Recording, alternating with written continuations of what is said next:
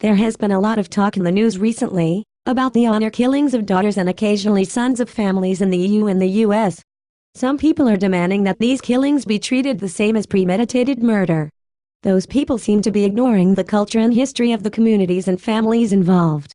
It seems hegemonic to demand that these people discard hundreds of years of tradition. Don't they have a right to maintain their traditions and culture? Honor killings should definitely be restricted, but not as harshly as premeditated murder. The position you're putting forward seems to stem from a racist bias. What? I'm supporting the traditions of these other countries, of their indigenous culture.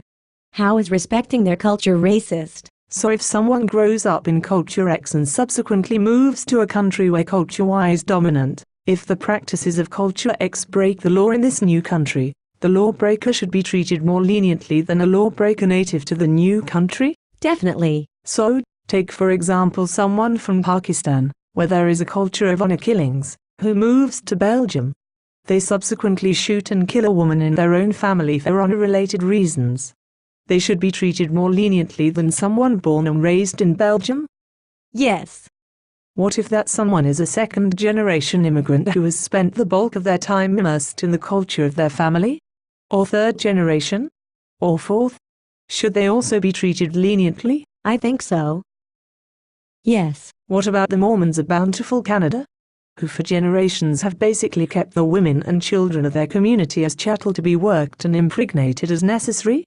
Should they serve a more lenient sentence than someone who lives in Vancouver but also traps their family in their basement? Well, that's a little different. How so? I'm not sure. Really? Yeah, it seems different to me for some reason, but I am not sure why. Perhaps another example will help to clarify your thoughts. Okay. How about if a free market libertarian, who was born and raised in New York, decided to move to Beijing and start publishing pamphlets arguing for the reduction in both size and scope of the Chinese government, that the Chinese government should just get out of the way of private business?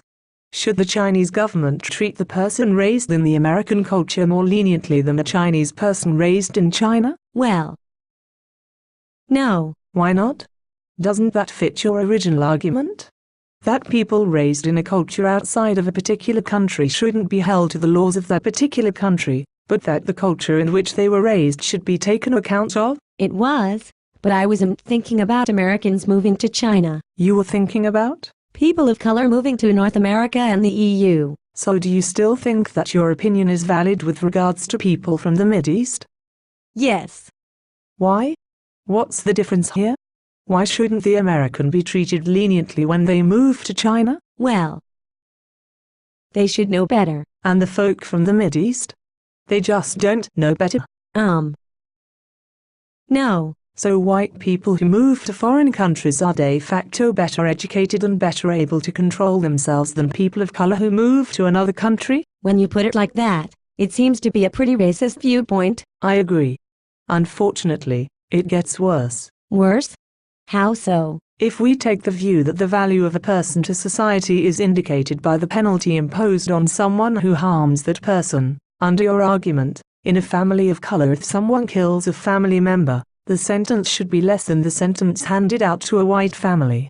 In short, you're arguing that society should value the life of a person of color less than they value the life of a person of European ancestry, as measured by sentencing guidelines. I take it back. A planned killing is a planned killing, regardless of the cultural background of the murderer.